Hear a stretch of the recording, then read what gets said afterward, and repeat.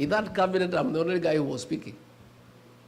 And in fact, I heard the majority leader in Senate, Haron Cheriot, saying that I never used to speak in cabinet. I stopped speaking because I realized this guy, even if you speak, he has already decided what will happen.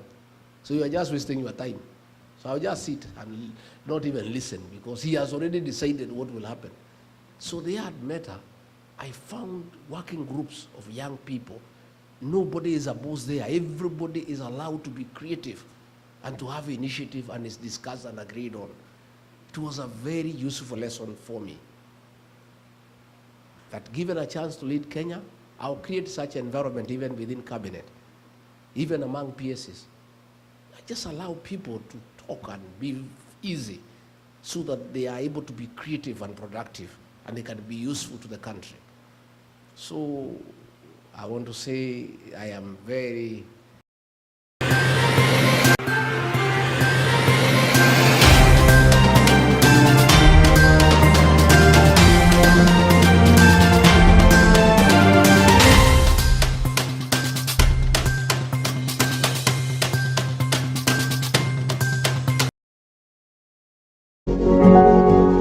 You are watching Pacific Waves Television, USA, a place of nourishment.